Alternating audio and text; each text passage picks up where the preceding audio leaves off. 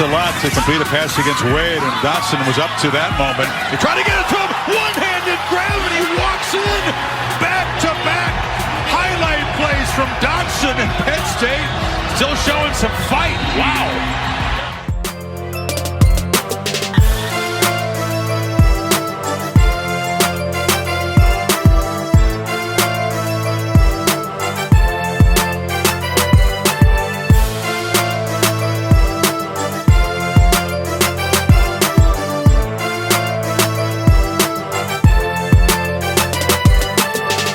Salut à tous et bienvenue pour ce nouveau numéro du Podcast Ball, un 151e numéro consacré donc au grand début de la saison 2021 de College Football, avec pour l'occasion un bain de champagne pour le programme d'Illinois, les débuts en fanfare de UCLA et certains ténors de la Mountain West au rendez-vous.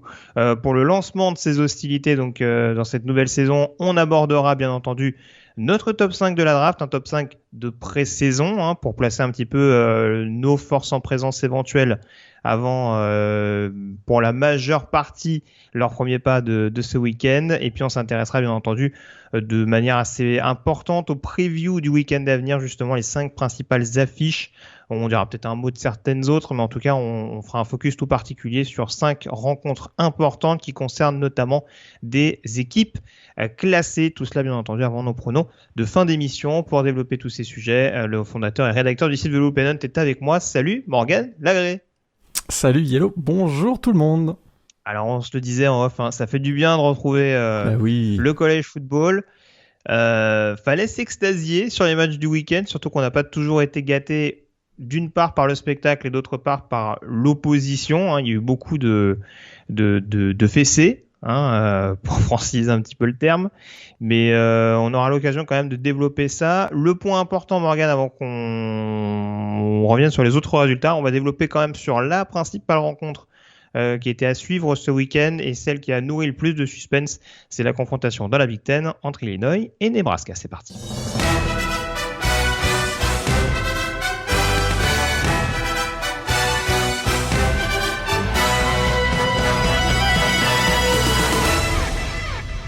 Certains avaient d'ailleurs un arrière-goût un peu amer dans la bouche, puisqu'on se rappelle que cette confrontation entre les Fighting Illini et les Cornhuskers était initialement prévue du côté de Dublin, rencontre qui avait finalement été replacée du côté de Champaign par rapport à la crise sanitaire. C'était quand même un bon moyen, Morgan, pour Bret Bielema de démarrer son ère du côté d'Illinois à domicile, dans un match de conférence Big Ten en plus, face à une équipe de Nebraska qui n'était pas dans les meilleurs auspices. On rappelle 4e saison pour Scott Frost, on en avait parlé dans la preview, avec pas mal de doutes encore pour le programme de Lincoln.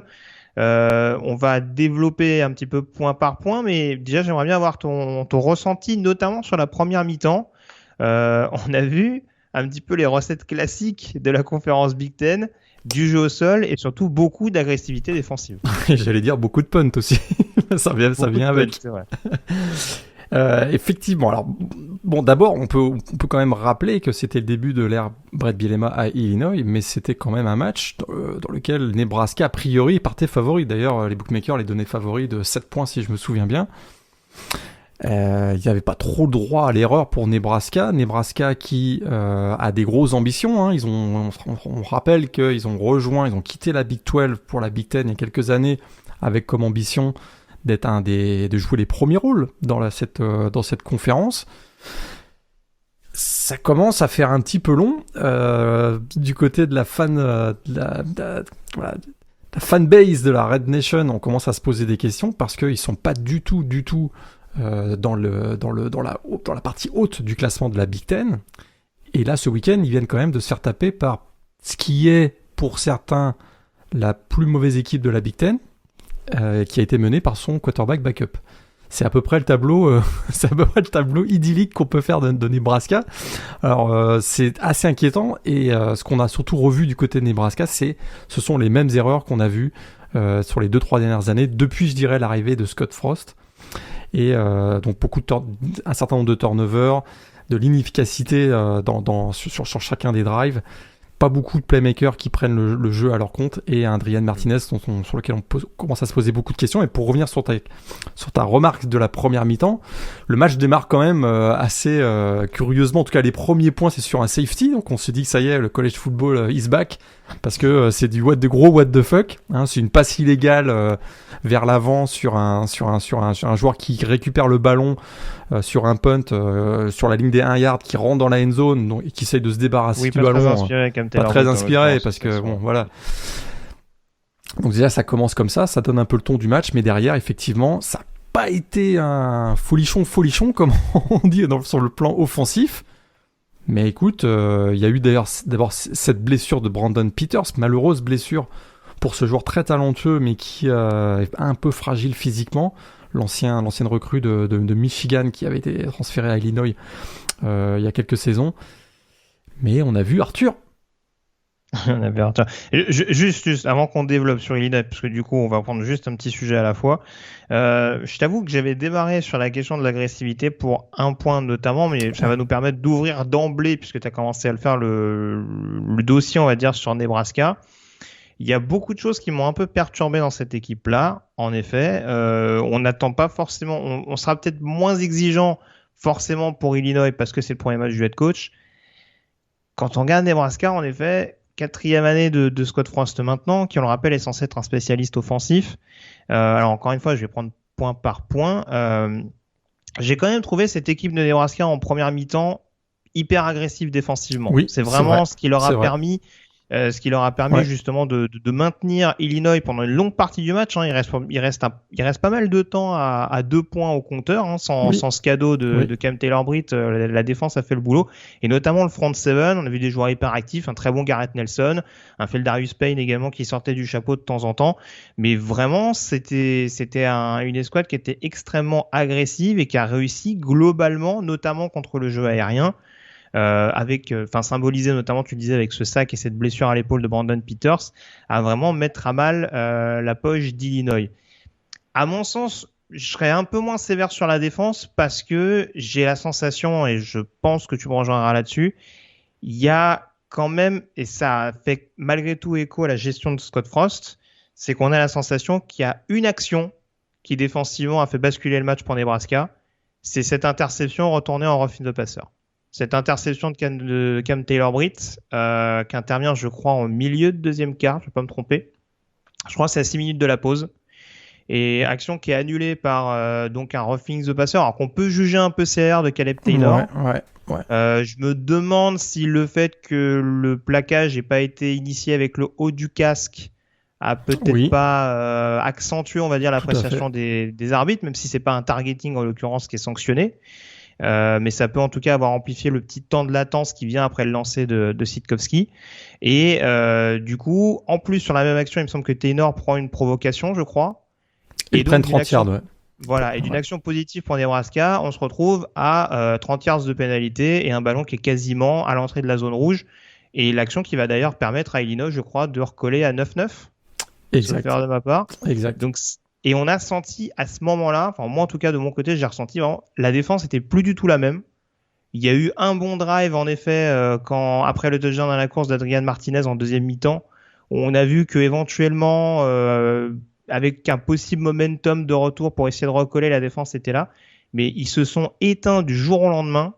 C'était assez perturbant à voir. Et on peut se demander, est-ce que c'est une fragilité mentale qui serait issue finalement des mauvaises performances, des contre-performances des années précédentes, ou est-ce que c'est du coaching où on a demandé à la défense de lever un peu le pied pour éviter justement de se faire trop pénaliser? Ça, je t'avoue que j'y ai assez, parce que comme toi, c'est vraiment, il y avait ça, le basculement du match se fait à ce moment-là, et c'est vrai qu'on a une défense de Nebraska qui se met à être beaucoup moins intense, des plaquages, moins de blitz d'ailleurs, et des plaquages nettement moins rugueux, on va dire, et à partir de ce moment-là, Illinois, qui n'avait pas été transcendant dans le début du match, a commencé à retrouver le jeu à la Brett Bielema, c'est-à-dire beaucoup de tight end, on va dire, pour bloquer, et puis de temps en temps pour intervenir dans le jeu aérien, et puis beaucoup de courses, et on a redécouvert Mike Epstein, qui est un joueur senior, si je me trompe pas, qu'on avait vu il y a quelques années, puis qui là revient et puis marque un touchdown notamment. Donc c'est vrai que voilà, ça a été vraiment la bascule.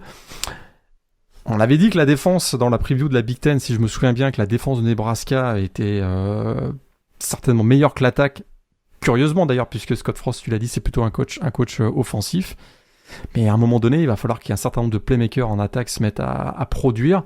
On attendait de voir ce que va donner Adrian Martinez, on peut en reparler. Ça a été difficile pour lui. Et puis surtout, autour de lui, on a vu un peu Marquez Stepp, l'ancien du USC, qui a conclu un drive par un touchdown. Mais sinon, c'est à peu près tout. On attendait beaucoup de Samori Touré, notamment. Tu te souviens, un joueur qu'on disait que, attention, ça pouvait être celui qui redynamise le jeu aérien. 3 réceptions seulement, et il n'a pas été... plutôt utilisé sur des jet sweeps, en l'occurrence. Exact. On a plus vu Oliver Martin, en effet, qui a été peut-être la rare soupape de sécurité aérienne. C'est pas suffisant, quoi. D'Allen en fin de match, mais oui, c'est un peu court. Voilà, justement, puisqu'on lance le truc, alors... Moi, je t'avoue, alors Marquis Stepp, on sait qu'il a loupé une large partie de la préparation au printemps. Oui. Enfin, qui traîne encore quelques petits pépins physiques, et c'est peut-être aussi ce qui a fait que Nebraska a d'une part privilégié Caleb Irving, qui n'est qu'un freshman, et d'autre part lui a peut-être donné plus de responsabilités encore que Marquis Stepp qui revient. Mais j'ai quand même trouvé ça assez fou, parce qu'on voit pas beaucoup Marquis Stepp, mais sur le peu où on l'a vu, Nebraska met un touchdown, quoi. Ouais, mais il close le drive parce que de manière générale, si tu regardes les stats, il tourne à moins. Il fait même le gros jeu à la réception, je veux dire. Oui, c'est vrai qu'il fait un 30 yards sur réception, effectivement. Mais le jeu au sol a été complètement anémique. Je pense qu'il tourne à moins de 3 yards. Les 3 running backs qui ont été utilisés, il y a Ramir Johnson qui a joué, ils font moins de 3 yards au sol. Dans la Big Ten, c'est clairement pas suffisant, quoi. Ouais, non, c'est sûr. Mais alors, tu vois, pour le coup, je m'étais fait une réflexion qui vaut ce qu'elle vaut, hein, c'est peut-être moi et j'avais quand même la sensation en regardant le match, il y avait quand même un petit paradoxe, c'est que j'avais l'impression que la O-line d'Illinois, et ça rejoint un petit peu ce qu'on disait avec le jeu au sol qui a réussi à être intégré petit à petit, que la O-line d'Illinois était peut-être plus calibrée pour du run block en étant paradoxalement avec un pocket passeur derrière elle, alors que du côté de Nebraska, on avait peut-être une O-line plus calibrée sur du pass pro. C'est vrai. Ouais. Avec un quarterback double menace et qui courait énormément. Et alors, je me suis fait la réflexion en deuxième mi-temps, puisqu'on aborde les points offensifs qu'on peut poser problème du côté de Nebraska. Est-ce que c'est vraiment la O-line de Wisconsin, n'importe quoi, de Nebraska, qui a baissé de pied au fur et à mesure du match, parce qu'il y avait aussi du côté d'Illinois énormément de pression. Et hormis la bonne première mi-temps de Kevin Hart, c'est très très difficile de vraiment sortir plus un défenseur d'Illinois, tellement la pression est venue d'absolument partout. Ça a souligné également pour les Fighting Illinois. Mais je me suis demandé si c'était le simple match-up qui était tout simplement défavorable sur la longueur, ou si aussi le fait d'avoir un quarterback qui passe son temps à scrambler et pour qui il faut constamment décrocher, alors que c'était peut-être pas forcément dans les facultés premières de ce groupe-là, alors qu'il y a pourtant des joueurs intéressants, hein, des Corcoran, des Jorgens ou ce type de profil-là. Et ben on se rend compte qu'à la longue, ils se sont fait déborder de toutes parts, et la deuxième mi-temps, c'est un cauchemar pour la ligne offensive de Nebraska. Exactement. Je pense qu'il y a la fatigue physique aussi, hein, c'est vrai que c'était le propre premier match, mais ce qui est certain, c'est que je crois Adrian Martinez fait encore presque, il fait 17 courses. On sait que c'est un joueur qui est double menace, qui est capable d'ailleurs, il a marqué un touchdown de 75 yards, donc c'est vraiment, voilà, il est capable de faire ce genre de big play. Mais trop souvent, il se réfugie vers du scrambling. Et je pense que dans le style de jeu de Scott Frost, on veut qu'il soit un peu plus un pocket passeur, quoi. Et je suis pas sûr que ce soit le profil, Adrian Martinez. Il connaît des turnovers coûteux en plus. Ça a joué dans ce match-là, puisqu'il y a un scoop and score, si je me trompe pas. Ouais. Juste avant la pause, en plus. Ça les a tués, quoi. On est rentré à la pause avec un score de 16-9 là, donc. Surtout, je vais pas te couper. Ça intervient juste après un turnover d'Illinois. Ouais, tout à fait. Donc ça rend directement le momentum à Illinois, avec en plus d'autres points derrière, sachant qu'il y avait eu le touchdown juste avant des Fighting Illinois qui n'était pas si lointain que ça, donc ils ont pris quasiment 14 points d'affilée en à peine 2-3 minutes, et comme je disais tout à l'heure, peu de temps après l'interception annulée. Donc ça fait ils ont vraiment eu une fin de deuxième quart-temps absolument cauchemardesque.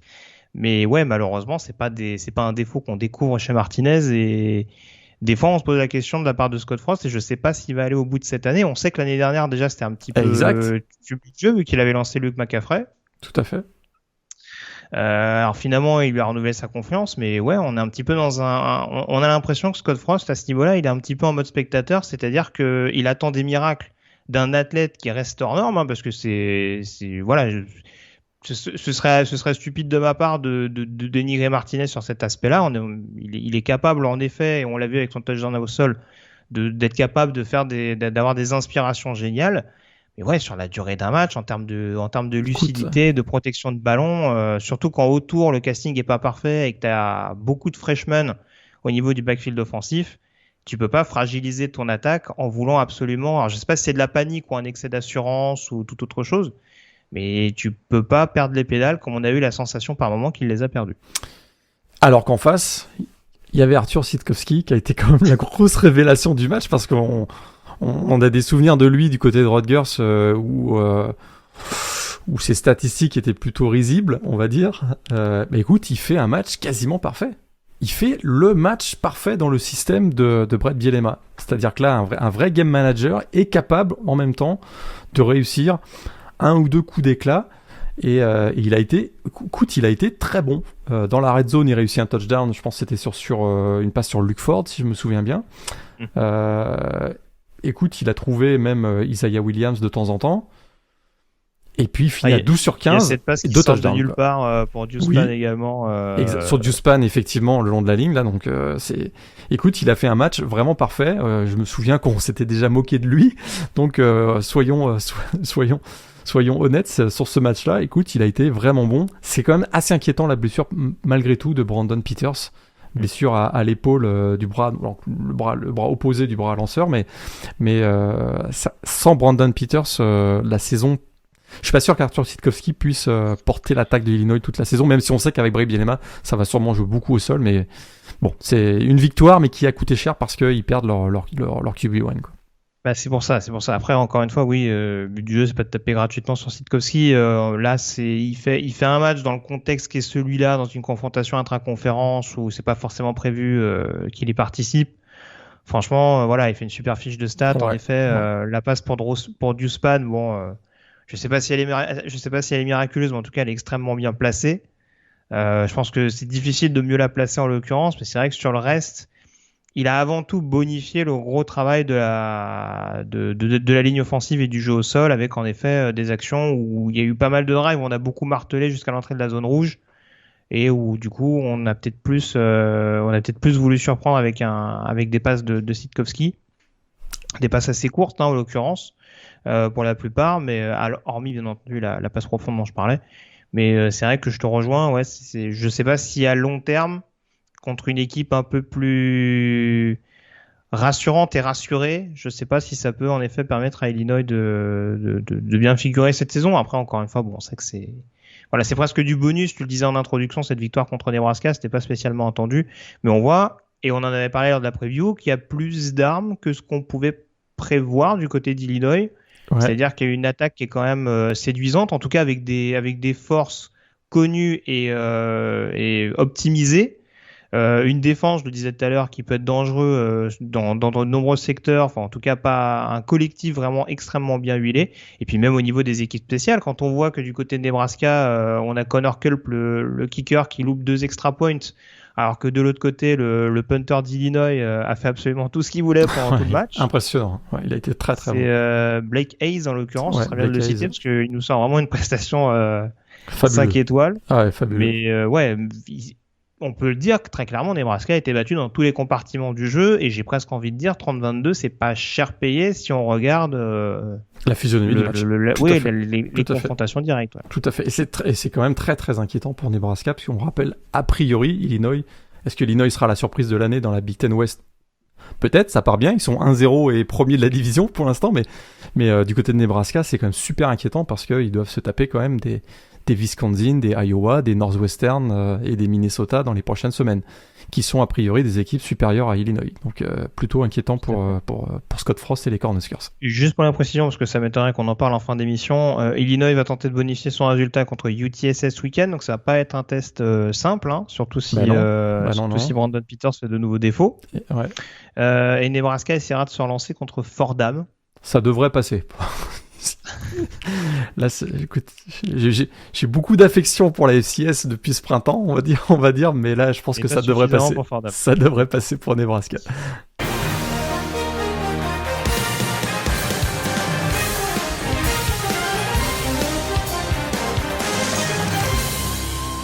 Bon, on a fait le tour en tout cas sur ce Illinois-Nebraska. On va aborder plus rapidement les autres confrontations de la semaine, surtout qu'il y a eu beaucoup, je le disais, de balades, notamment pour les équipes qui recevaient. On va commencer forcément, Morgan, par UCLA qui recevait Hawaii.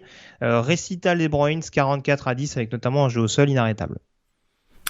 Et ben voilà, ça commence à prendre forme l'attaque de Chip Kelly. Bon, on va se calmer un peu quand même.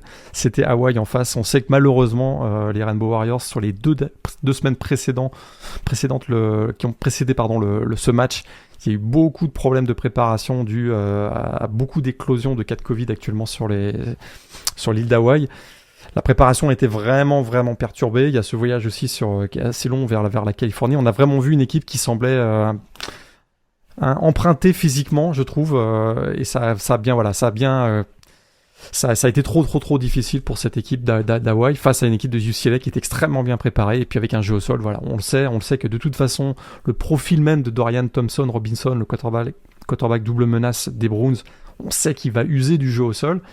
Mais là voilà, il y a un duo qu'on avait déjà, qu'on savait que ça pouvait être un duo assez infernal du côté de UCLA dans le jeu au sol. Donc Zach Charbonnet qui arrive de Michigan et Britton Brown qui était le titulaire cette dernière saison.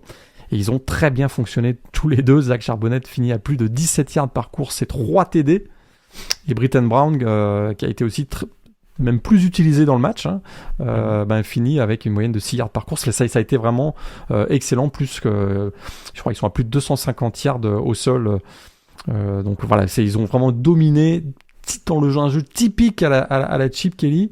Et ça commence à être assez intéressant. Le jeu aérien n'est pas vraiment utilisé, c'est bien que tu insistes dessus. Tu sais que je suis amoureux de Thompson Robinson en plus.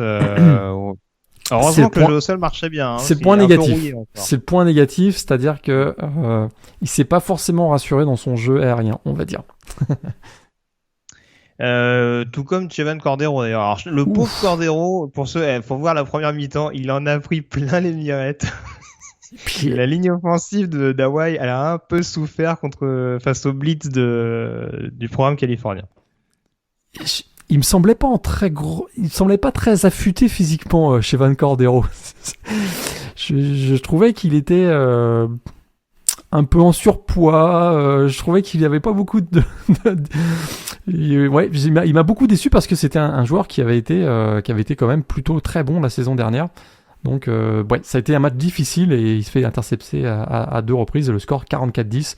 Je trouve que ça représente à peu près la différence de niveau entre les deux équipes sur ce match en tout cas. Tout à fait. De toute façon, il fallait se mettre en jambe pour UCLA, parce que je vous rappelle qu'il y a quand même la réception de LSU ce week-end. Donc ça va être quand même quelque chose à suivre de près. On passe aux équipes de la Mountain West également, pour San Jose State, notamment en tenant du titre de la conférence.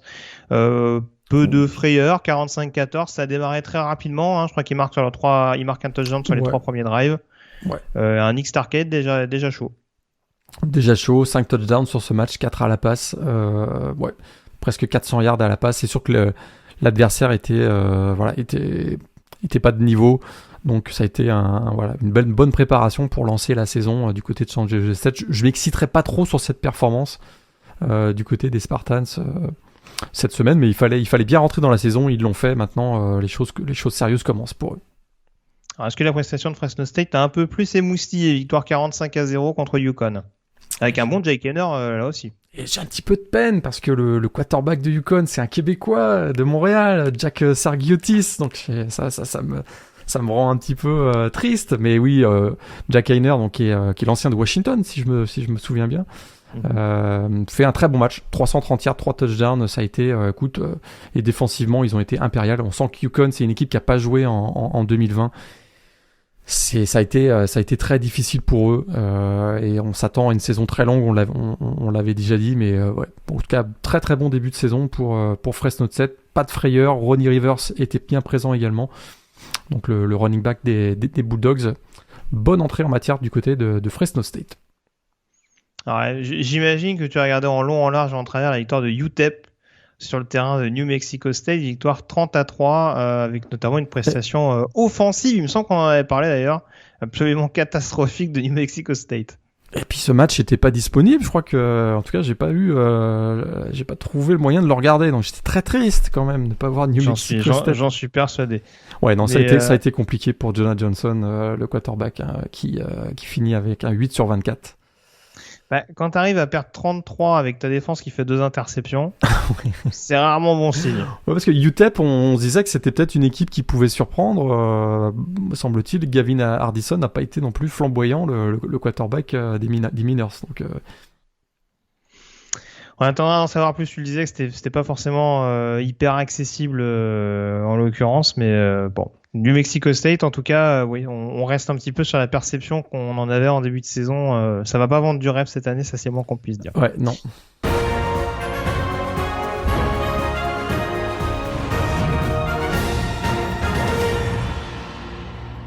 On passe au top 5 de la draft, Morgan, avant d'enchaîner sur les previews et donc un top 5 de pré-saison un petit peu pour planter le décor. Qui sont les 5 joueurs qui, pour toi, aujourd'hui, figurent comme les 5 favoris de la draft 2022 ? Là, c'est vraiment une projection avec... On remarque l'année dernière, on avait mis Trevor Lawrence numéro 1, puis c'est ce qui est arrivé. Donc, personne n'avait vu venir, d'ailleurs. Personne n'avait vu venir, donc on était quand même... Des précurseurs. Des précurseurs. Ouais, cette année, ça me semble un peu plus ouvert. Je sais pas si tu es d'accord. Alors, on parle beaucoup en ce moment. Il y a une grosse hype sur un joueur qui a fini la saison en boulet de canon, et puis on se dit, voilà, c'est peut-être enfin un Heisman Trophy en défense pour cette saison. Je parle bien sûr du edge rusher Kayvon Thibodeau de Oregon. Alors j'ai envie de tenter le coup, de le mettre numéro 1. Il va avoir quand même... Alors il met beaucoup la pression sur le backfield offensif adverse, mais lui-même va avoir beaucoup de pression cette année. On sait que pendant l'été, il a eu des gros contrats nil qu'il a signé, notamment donc du côté d'Oregon. Il va avoir beaucoup de pression, beaucoup de double couverture, de double team sur lui. Bon, je le mets numéro 1, mais attention, red flag quand même sur Kayvon Thibodeau.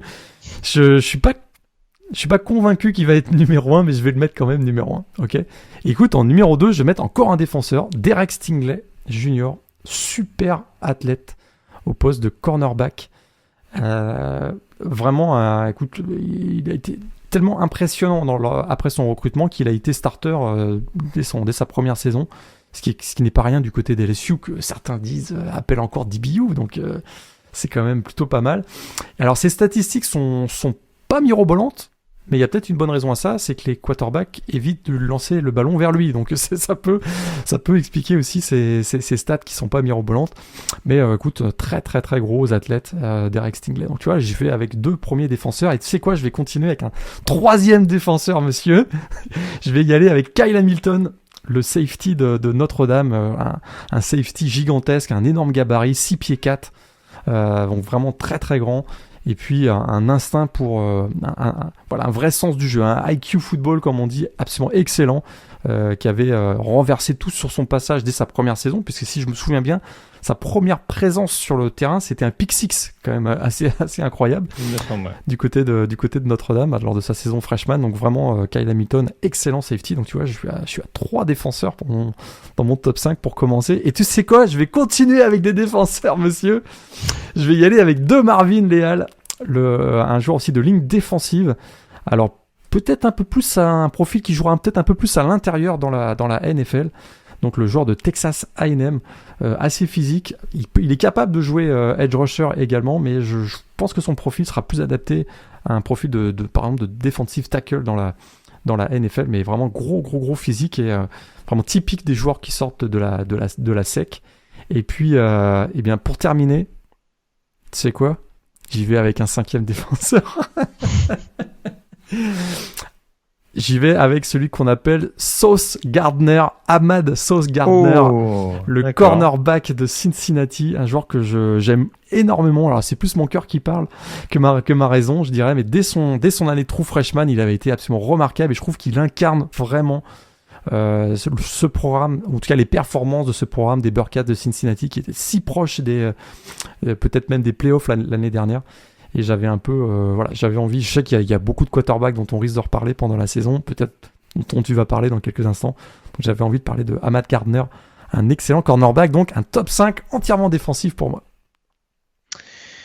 Très bien. Et ben écoute, je vais pas globalement répéter. Il y a beaucoup de noms, en tout cas dans le lot que tu as cité, qui vont revenir. En numéro 1, j'avoue que j'ai beaucoup hésité. Pour l'instant, je suis plus rassuré par Kyle Hamilton, hein. Je mets carrément un safety en numéro 1 à l'heure actuelle.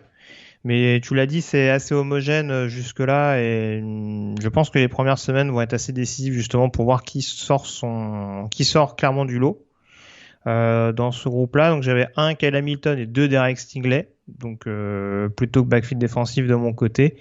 En numéro 3, j'ai quand même mis Spencer Rattler, quarterback d'Oklahoma, qui, on aurait tendance à l'oublier de par son statut de sophomore, est bel et bien éligible puisqu'il a redshirté sa première année du côté de Dorman. Je le répète avec toujours les mêmes arguments, hein, les arguments qui ont permis notamment à un Baker Mayfield, lui aussi très critiqué pour son caractère à l'époque, de finir numéro 1 de la draft alors que c'était pas forcément le plus prévisible. En tout cas, vu son profil, il a un peu beaucoup quand même misé dessus. Kyler Murray également bien entendu quelques années après. Donc il y a quand même des armes, un système qui peut le mettre en avant. Et je pense qu'il y a quand même une progression assez détonnante. Je le mets qu'en numéro 3 parce qu'il y a forcément des choses encore à perfectionner de son côté.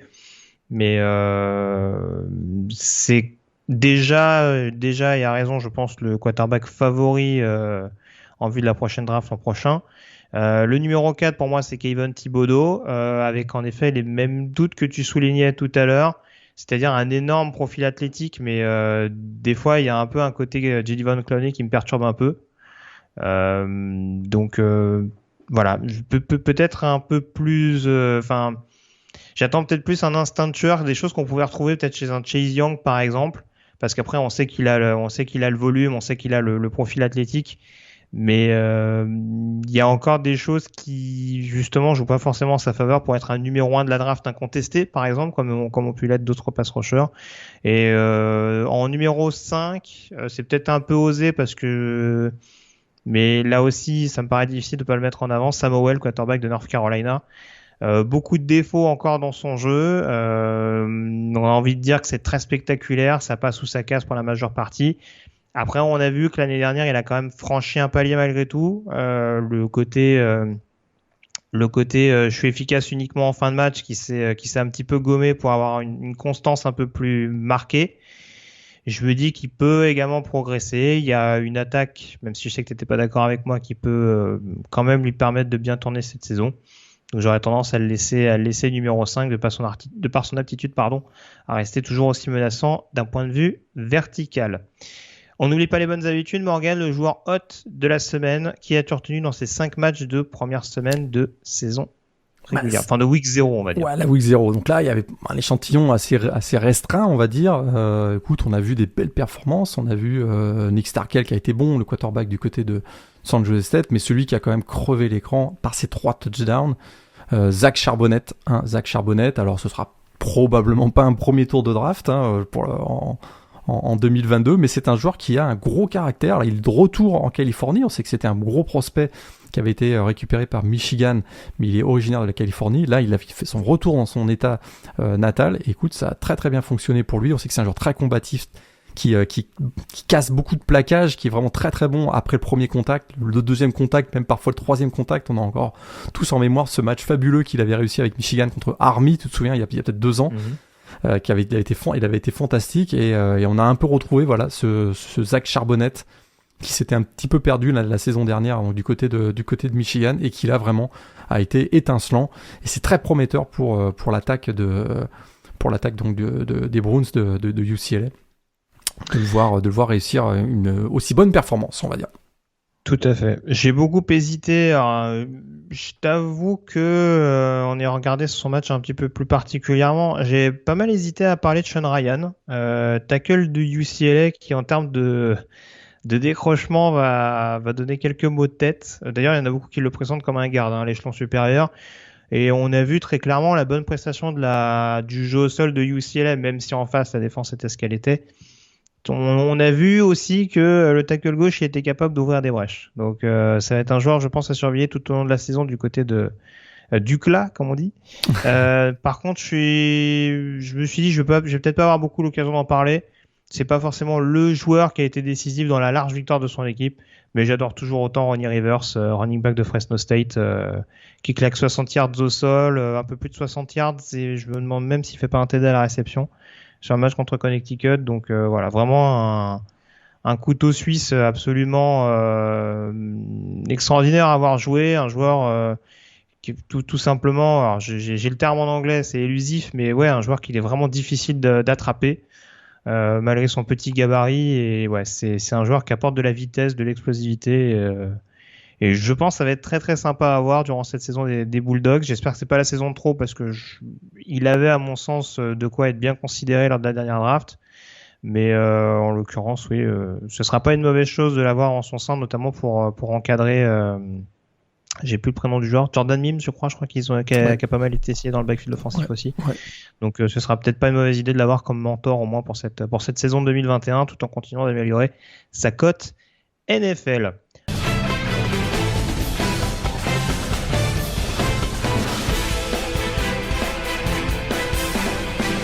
On s'intéresse donc, Morgan, dès à présent au preview pour le week-end à venir, et on commence forcément par ce choc entre le numéro 3 Clemson et le numéro 5 Georgia, confrontation qui s'annonce animée du côté de Charlotte. A priori, Clemson a un léger avantage géographique. Ils ont peut-être aussi, et ça on en avait parlé il y a quelques jours de ça, peut-être un avantage aussi d'un point de vue infirmerie. Et on va dire news globale, puisqu'on a eu quelques news pas forcément positives concernant Harry Gilbert.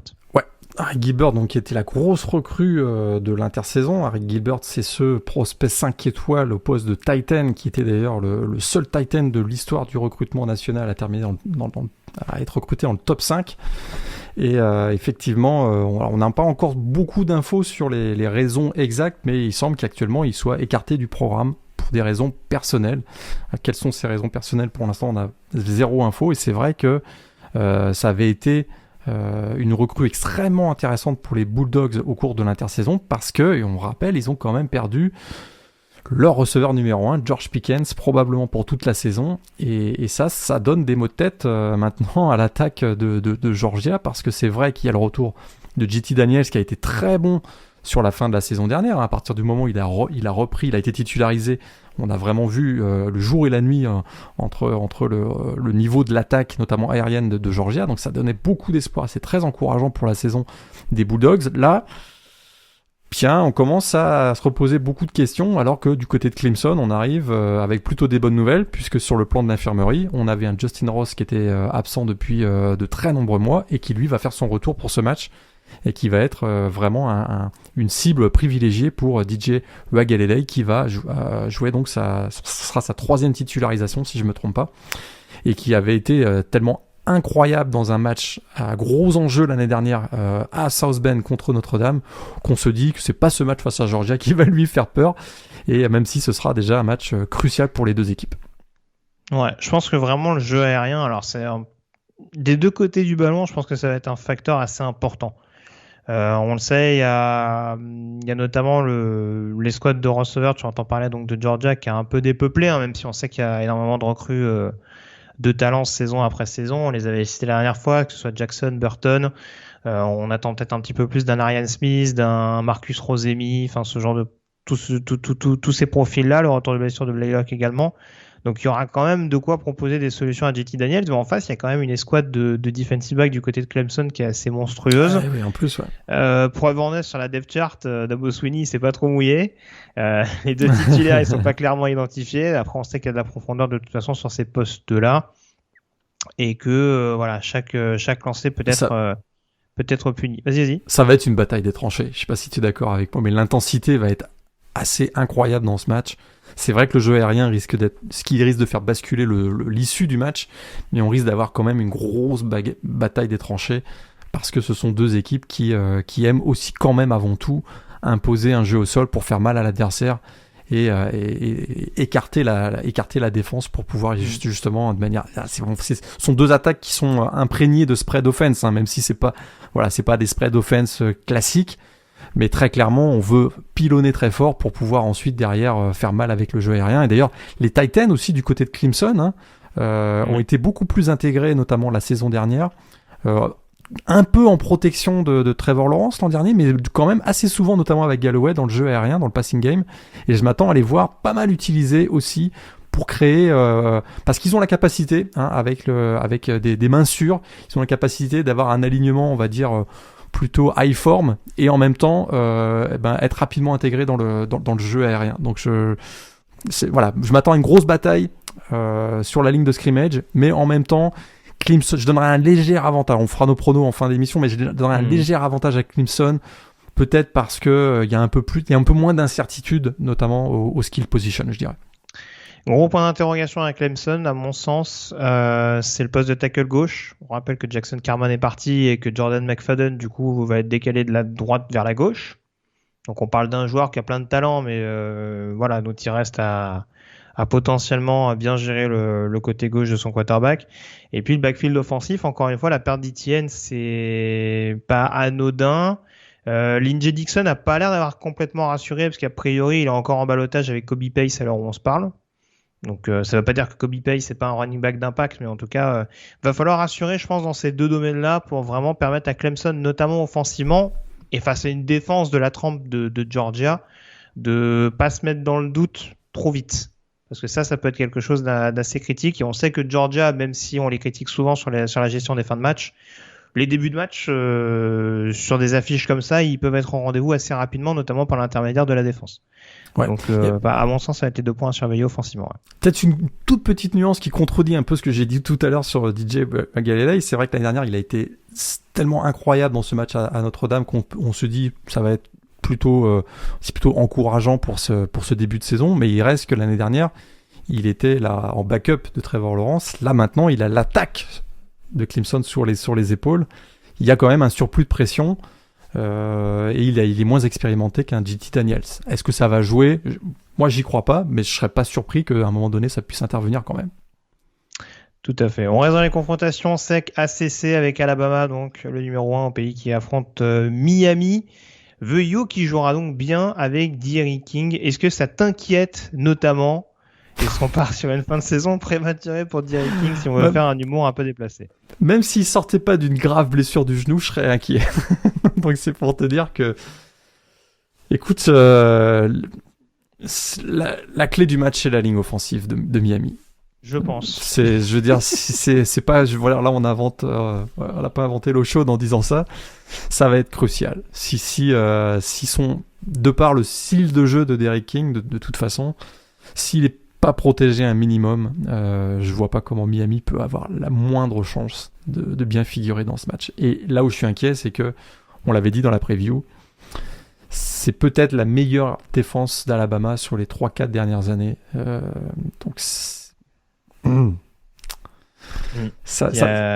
ouais, il va vraiment falloir qu'ils sortent le match de leur vie là, du côté de Miami. Ah, ils semblent confiants, hein. Quand on les entend parler, on les entend communiquer.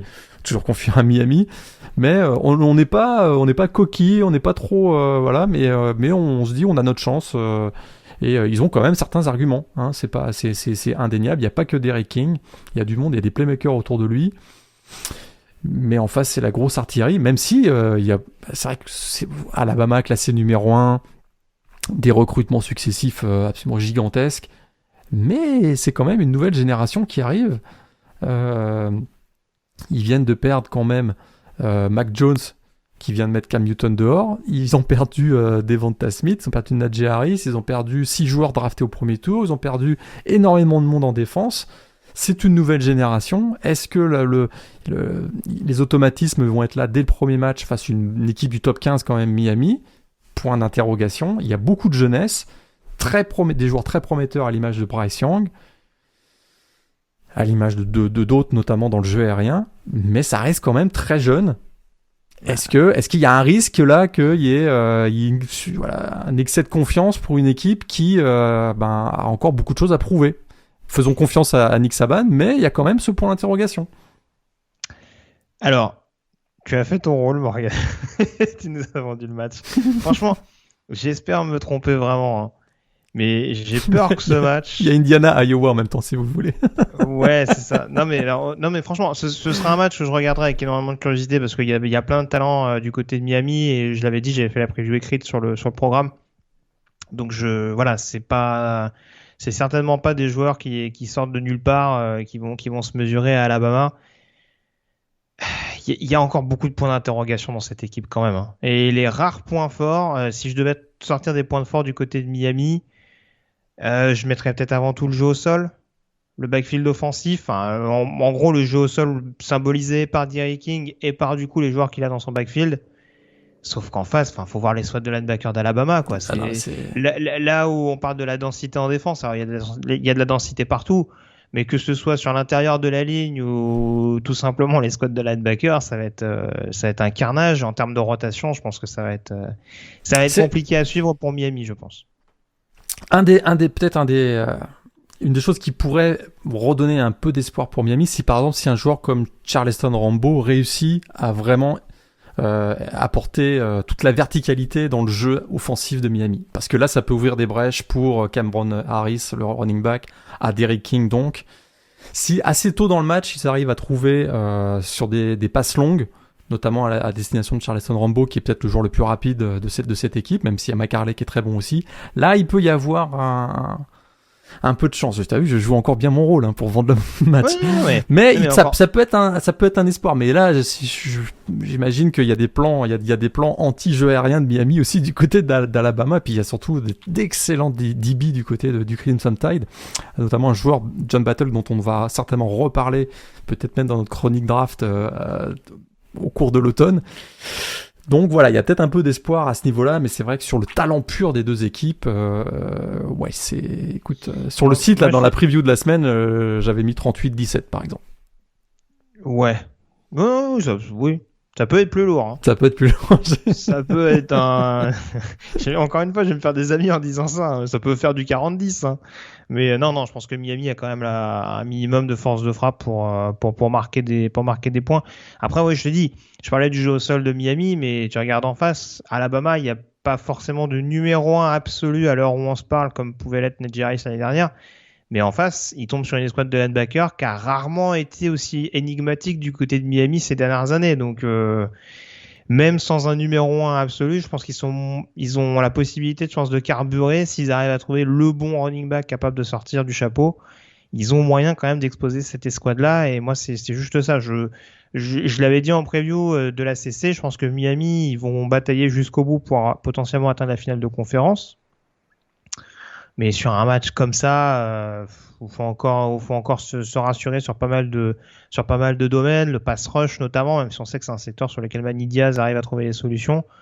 La ligne offensive ou côté gauche, on va quand même avoir un sophomore et un freshman pour protéger Derrick King qui revient de blessure. Même si c'est des talents, hein. Zion Nelson, on en parle comme un gros candidat à la draft, et Jalen Rivers, ça avait été une grosse recrue sortie des lycées, mais ouais, en face c'est Alabama quoi. Donc moi c'est ce qui me fait un petit peu peur pour Miami et j'espère que ce match sera serré jusqu'au bout, mais j'ai un peu peur d'un match à sens unique pour Bama en spoliant à l'avance mon pronostic. On enchaîne sur la Big Ten avec deux confrontations intéressantes ce week-end. On va commencer notamment par le Wisconsin Penn State, le numéro 12 contre le numéro 19. Pas mal d'éléments éventuellement qui peuvent laisser penser à un retour en forme de Penn State. En tout cas, du côté de Wisconsin, il y a un retour quasi intégral de l'équipe, même de joueurs qui avaient opt-out l'an dernier, etc.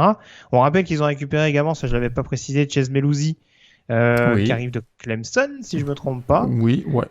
Donc il sera en alternance avec Jalen Berger. Est-ce que pour toi, Penn State a moyen de contrer ça, sachant qu'ils ont quand même un groupe de linebackers pas trop dégueu? Oui, moi je suis plutôt optimiste pour Penn State. On l'avait dit dans la preview. Il y a surtout une tendance à la hausse du fait de leurs 4 victoires lors des 4 derniers matchs. On sent que c'est une équipe qui a retrouvé un peu de stabilité et qui va retrouver surtout de la stabilité dans son duo quarterback receveur, donc Sean Clifford et Jahan Dotson. Et je pense qu'ils ont du répondant défensivement. Ils ont encore des joueurs peut-être méconnus ou pas suffisamment connus, notamment sur le front seven. Et je pense qu'ils sont capables de vraiment ralentir le jeu au sol de Wisconsin, qui sera encore très omniprésent. Je m'attends à avoir beaucoup plus d'Allen Berger que Chaz Mellusi. Par ailleurs, je pense que Mellusi, c'est un joueur qui peut plutôt intervenir dans la red zone adverse. Mais écoute, j'ai un bon feeling pour Penn State sur ce match. Wisconsin n'a pas eu beaucoup de répétitions l'année dernière. On sait que c'est une équipe qui a été tellement... il y a eu tellement d'adversité due à la Covid. Ils ont été plus d'un mois ou un mois sans jouer. Graham Mertz lui-même a contracté la Covid, si je me souviens bien. Donc je trouve qu'il y a peut-être un peu plus de certitude du côté de Penn State, même si c'est sûr que en Wisconsin, ils vont être fidèles à leur style de jeu. On va frapper très très fort, et ils ont beaucoup d'arguments, notamment Jalen Berger que j'aime beaucoup. Ça va être, je vois un match extrêmement serré et un low point game, comme on dit dans cette rencontre. Ouais, je serais pas étonné non plus, mais oui, très clairement, enfin, on va pas être très original, surtout au sortir d'un Illinois-Wisconsin. Mais bon, t'as parlé à raison de Jahan Dotson. Je pense pas qu'il y aura que des envolées aériennes dans ce match-là, et qu'il y aura il y aura des bonnes prestations de Dotson, mais il sera peut-être le seul dans ce domaine-là. Il peut. On sait aussi qu'il il joue aussi sur les retours de coups de pied, et puis il peut parfois être super dangereux. C'est vrai que c'est un joueur, et c'est d'ailleurs ce qu'il avait fait en fin de saison dernière. Il est capable de capter 8, 9, 10 passes et terminer à presque 200 yards sur réception, et vraiment faire basculer le match. Et dans un match qui va être aussi serré, je trouve que d'avoir un tel joueur, un tel playmaker, ça peut être un avantage pour Penn State. Même si Graham Mertz, c'est pas non plus, c'est pas un manchot, hein. On s'entend que c'est peut-être l'un des meilleurs quarterbacks de la conférence Big Ten cette année. C'est sûr, mais sans être très original, je pense que l'équipe qui aura un meilleur impact au sol gagnera ce match. Ouais, parce que surtout quand tu vois les door and stop adverses, enfin les door and stop des respectifs. Ouais, puis j'ai parlé du jeu aérien de Penn State, mais tu as raison, le jeu au sol de Penn State, c'est pas mal non plus, très fourni notamment. Bah c'est là où j'attends de voir, parce que contre Chenal et Sandborn par exemple, hein, pour ne citer que, il va y avoir quand même une force de frappe assez intéressante, et là aussi un petit peu comme Alabama, on n'a pas de numéro 1 attitré du côté de Penn State, mais on s'est donné en tout cas la possibilité, dans la contrainte, mais on s'est donné la possibilité de tourner un petit peu au niveau d'assurer une certaine rotation. Et avec le retour, alors je me trompe toujours c'est Noah Cain, je crois, qui revient de blessure cette année. Ouais, Noah Cain. Ouais, entre autres, celui qui avait raté une grosse partie de la campagne l'an dernier. Donc ça va être intéressant à voir éventuellement ce que ça peut donner. Moi, je t'avoue que ce qui m'embête un peu du côté de Penn State, c'est ce pass rush qui va devoir être remis à niveau. Je sais pas si la O-line de Wisconsin pour démarrer, c'est le meilleur moyen de se remettre dans le bain. On attend beaucoup de Arnold et Biquetier qui arrivent de Temple, si je me souviens bien, notamment. Donc, tout à fait. Donc voilà, c'est là-dessus, encore une fois, là aussi, si Penn State arrive à vraiment être incisif sur le pass rush, je pense qu'ils pourront assurer le coup. Si ça reste pénible et que Graham Mertz a pas mal de temps, ça peut être globalement assez long pour Penn State. Et je parle de Graham Mertz, du jeu au sol également. Tant qu'on est dans la Big Ten, du coup, Iowa contre Indiana, on l'avait dit, on ne s'est pas facilité les choses du côté des Ushers. Hein. On avait démarré par une victoire au bout du suspense l'an dernier, justement, contre Penn State. Ça s'annonce pas simple quand même cette première semaine du côté d'Iowa, où là, pour le coup, en termes de ligne offensive agressive et d'un jeu au sol bien huilé, on va avoir fort à faire du côté du programme coaché par Tom Allen. Bah là, c'est sûr que pour Indiana, on va pouvoir évaluer en grandeur nature leur réelle chance de bien figurer dans cette saison dans la Big Ten. Est-ce que l'année dernière, c'était juste un coup de chance ou une année plutôt favorable, ou est-ce qu'il y a plutôt une tendance à ce que Indiana s'installe dans les équipes du haut tableau dans la Big Ten? Là, ce match, ça peut nous en dire beaucoup. Indiana est mieux classé qu'Iowa au coup d'envoi, hein, puisque Indiana est classé numéro 17, Iowa 18. Et alors, on s'attend à voir un Michael Penix et un Ty Fryfogle notamment dans le jeu aérien du côté d'Indiana. Par contre, ça va frapper extrêmement fort du côté d'Iowa. Et tu as tout à fait raison, ça va être la clé du match. Si Iowa réussit à imposer son jeu au sol avec notamment Tyler Goodson, je crains que ce soit un petit peu dur pour Indiana, mais du côté d'Iowa, on a une fâcheuse tendance à mal démarrer ces saisons. Ça avait d'ailleurs été le cas l'année dernière, si je me rappelle bien, ils avaient commencé 0-2, et c'est pas la première année que ça leur arrive. Peut-être que voilà, d'une difficulté au démarrage peut donner une petite chance à Indiana, mais il y a eu quand même pas mal de départs, quelques départs du côté d'Indiana, même si le gros de l'équipe reste le même. En termes de profondeur, j'ai l'impression qu'il y a plus d'armes du côté d'Iowa que de Indiana quand même. Oui, après il y a une profondeur assez intéressante quand même. C'est sûr que la problématique du jeu au sol va être intéressante à suivre du côté de Ushers. De l'intégration notamment de Stephen Carr, qui a priori a été listé comme titulaire. Ça peut en tout cas permettre ça permet de voir où il en est concrètement. On rappelle que c'est un joueur qui a une blessure. Tout à fait. Voir à quel point l'alternance se fait avec le sophomore Tim Baldwin. Voir comment on va réussir à intégrer également un profil comme David Ellis dont on avait parlé, un vrai couteau suisse notamment pour essayer d'écarter un petit peu cette défense agressive d'Iowa. Un peu les clés que tu évoquais tout à l'heure pour Miami contre Alabama, hein, vraiment être capable de trouver des solutions, ne serait-ce que dans les zones intermédiaires pour peut-être pousser cette équipe à jouer différemment en défense. Mais c'est sûr que là, tu parlais d'un match avec peu de points sur le Wisconsin-Penn State. À mon avis, si on passe la barre des 40 points au total, je serais quand même très très étonné sur ce match-là. Et puis, Sam Laporta, le Titan de Iowa, déconne pas, t'es mon titulaire dans mon équipe de Fantasy League. J'ai pas vu qui j'affrontais ce week-end. Faut que je regarde ça. J'étais très content de ma draft d'ailleurs au passage. Hein. Écoute, j'espère que ça se confirmera sur le terrain. Mais ça, ce sont d'autres considérations.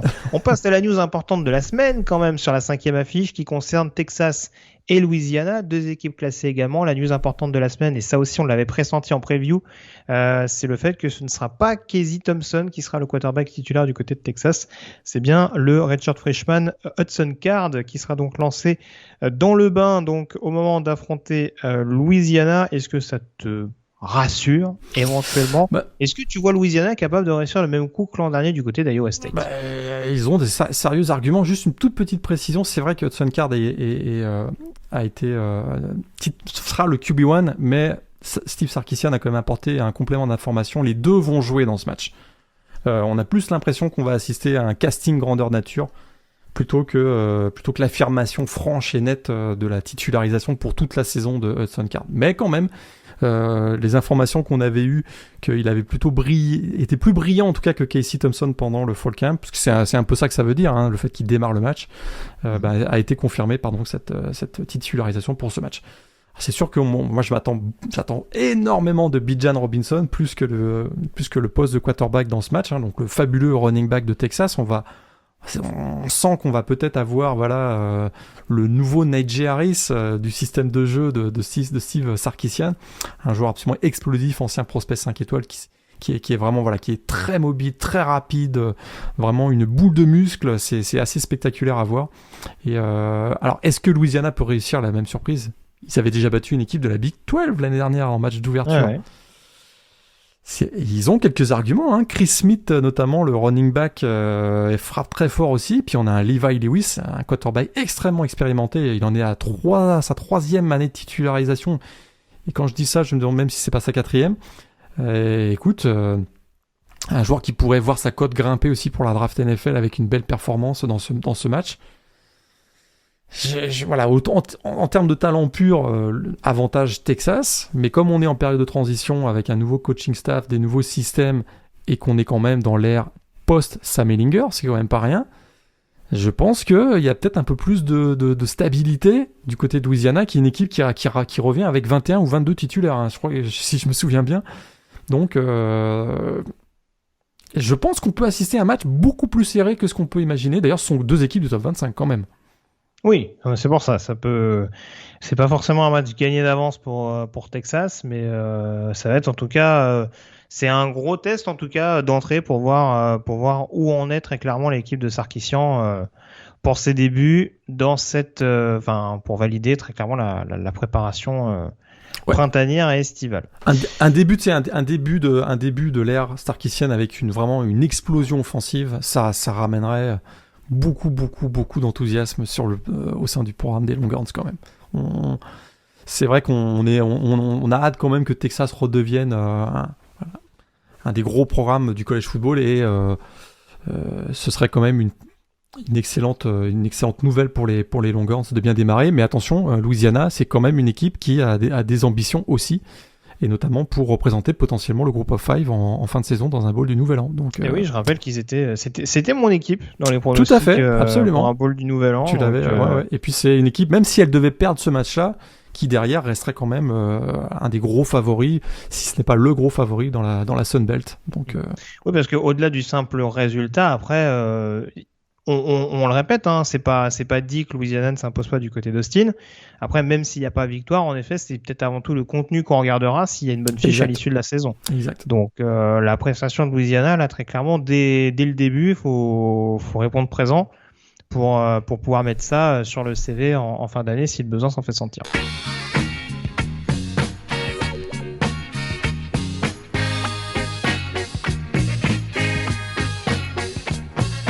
On a fait le tour sur ces 5 affiches. On rappelle très rapidement le programme. Alors, on ne déroge pas aux règles, Morgan. Je liste rapidement les matchs importants à venir.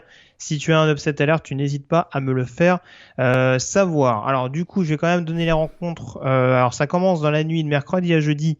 La rencontre sera sûrement déjà passée quand vous écouterez ce podcast. Donc, entre Jacksonville State, programme de 1AA, et UAB. Donc, attention quand même au piège pour UAB du côté de Montgomery.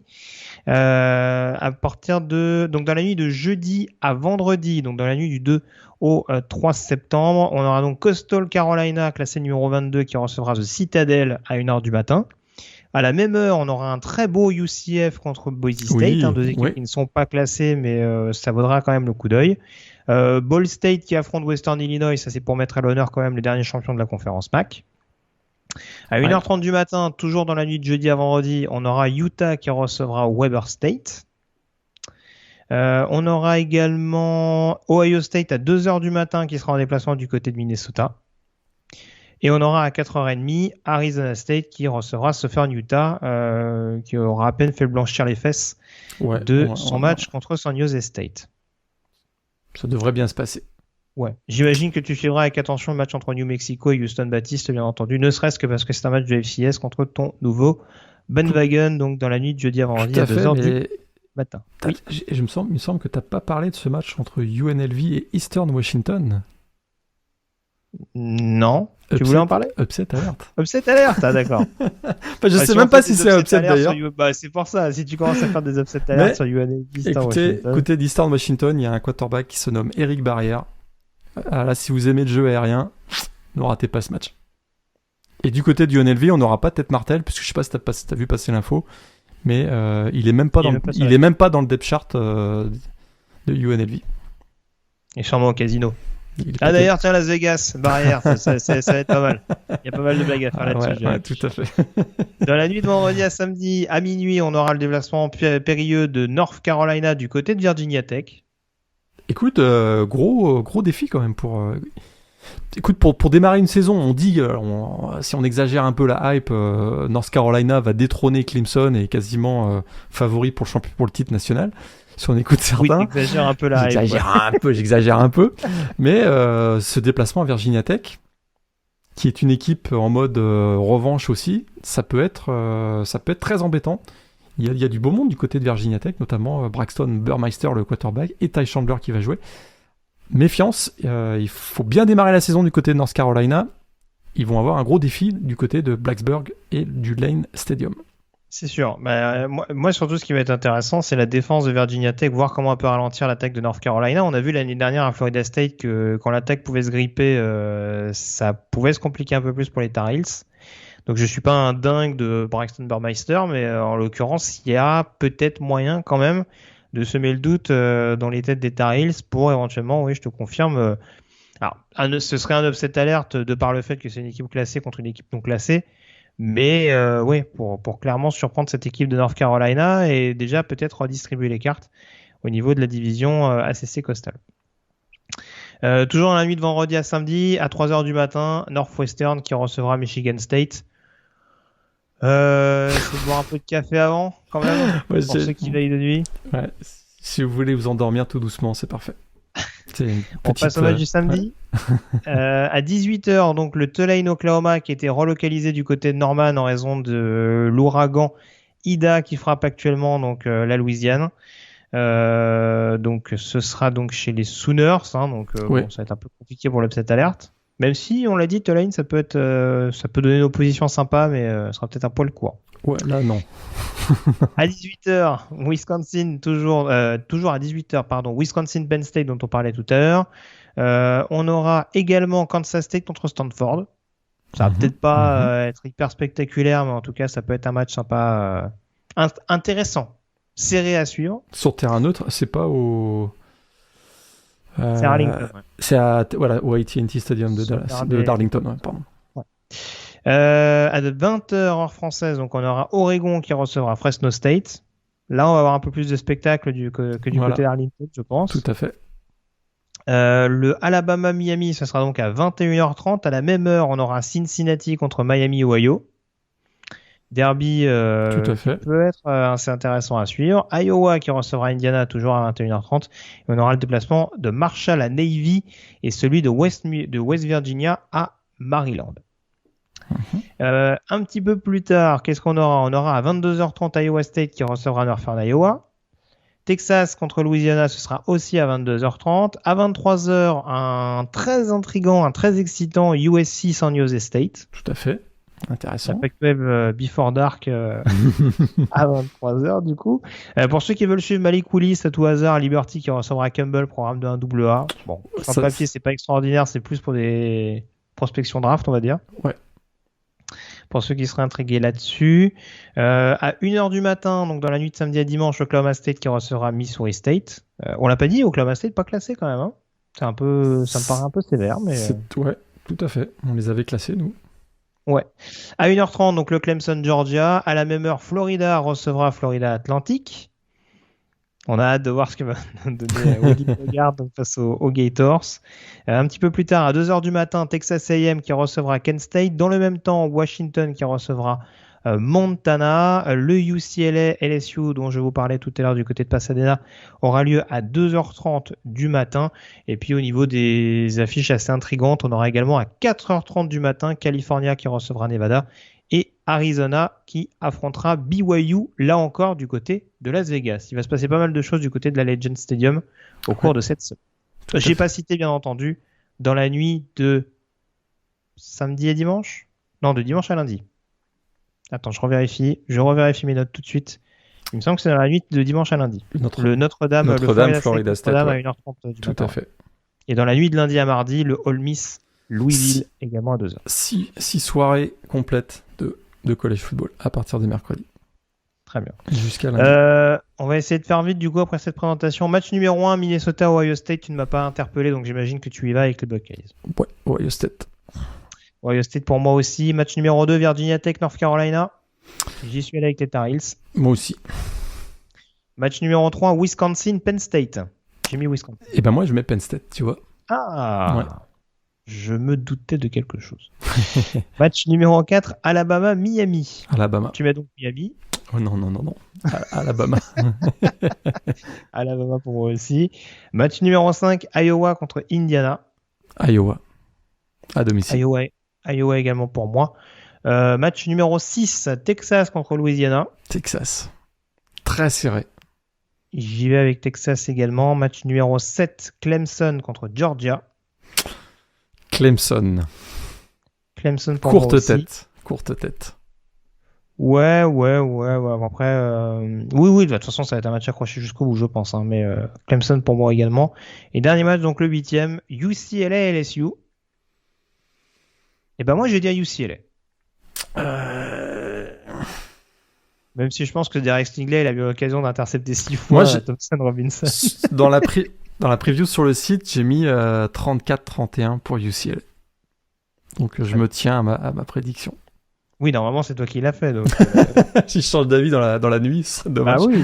Mais ça arrive. Il y a que les imbéciles qui changent pas d'avis. Exactement. Je mets UCLA. Très bien. Et on n'a pas parlé de petits upset alert, mais gardez un œil sur les programmes de South Dakota. Ils ont 2 matchs. C'est des équipes qui avaient été très très bonnes ce printemps. Et je vois bien une petite victoire de South Dakota du côté de Kansas et de South Dakota State du côté de Colorado State. Très bien. Petite Moi, surprise. je t'avoue, j'ai vu le roster de Syracuse. Je sais pas si on considère ça comme un update, comme un upset, mais Ohio contre Syracuse. Syracuse, ça va être difficile. Je sais pas si les Orangemen sont favoris. On peut faire des amis en disant ça, mais je suis pas sûr que les Orangemen sont favoris en l'occurrence. Très bien. Bon, voilà en tout cas ce qu'on pouvait dire sur cette première semaine de saison régulière à venir et sur les quelques résultats donc de cette week 0. Merci encore Morgane d'avoir été en ma compagnie. On se retrouve donc dès la semaine prochaine pour revenir là-dessus. Il y aura peut-être, je m'avance un peu, un yearbook, sait-on jamais. Tout à fait. Voilà, le retour pour finir notamment les dernières années qui nous intéressent. Exact. Et d'ici là, passez une très bonne semaine avec plein de rencontres NCAA au programme. Salut à tous. Salut à tous.